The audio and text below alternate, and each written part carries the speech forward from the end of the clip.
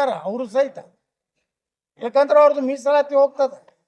ಅದಕ್ಕೆ ಇವತ್ತು ಸಿದ್ದರಾಮಯ್ಯನವರು, ಎಂ ಬಿ ಪಾಟೀಲ್ರು, ಈ ಈಶ್ವರ್ ಖಂಡ್ರೆ ಕಾಂಪಿಟಿಷನ್ ಐತಿ. ಸಿದ್ದರಾಮಯ್ಯರು ಎಲ್ಲರೂ ಸತೀಶ್ ಜಾರಕಿಹೊಳಿ ಮುಖ್ಯಮಂತ್ರಿ ಅಂದಿಗಿಂದ ಅಂತೇಳಿ ಎಂ ಬಿ ಪಾಟೀಲ್ರು ಹಾರ ಹಾಕಿ ಶ್ರೀ ಗುರು ಬಸವಲಿಂಗ ಒಂದಿಟ್ಟು ಪೇಡ ಸ್ವಾಮಿಗಳು ತಂದು ಹಿಂಗೆ ಆಶೀರ್ವಾದ ಮಾಡೋದು. ಇದು ಆಶೀರ್ವಾದ ಸನಾತನ ಧರ್ಮದ್ದು. ಸನಾತನ ಧರ್ಮ ಬೇಡಪ್ಪ, ಆಶೀರ್ವಾದ ಹಿಂಗೆ ಮಾಡೋದು ತಪ್ಪಾಗ್ತೈತಿ. ನೀವು ಇನ್ ಮ್ಯಾಗ ಆಶೀರ್ವಾದ ಹಿಂಗೆ ಮಾಡಿ.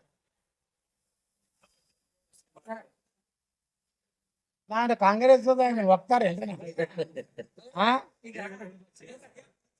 ಅವ್ರವ್ರ ಕಾಂಪಿಟೇಷನ್ ನಡೆದೈತ್ರಿ.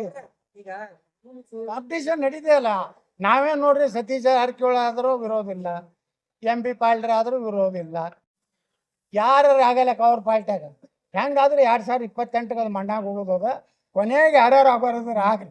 ಇವ್ರು ಯಾರೋ ಆಗೋದಿಲ್ಲ. ನೀವು ನೋಡ್ತೀರಿ, ನೀವು ನೋಡ್ರಿ ನವೆಂಬರ್ ಕ್ರಾಂತಿಯಲ್ಲಿ ಬ್ಲ್ಯಾಕ್ ಹಾರ್ಸ್ ಬರ್ತದ, ಅದು ಹೆಸರು ಹೇಳ್ತೀನಿ, ಅದು ಮಲ್ಲಿಕಾರ್ಜುನ್ ಖರ್ಗೆ ಅವರೇ ಮುಖ್ಯಮಂತ್ರಿ ಆಗ್ತಾರೆ. ಇವ್ರು ಯಾವೂ ಆಗ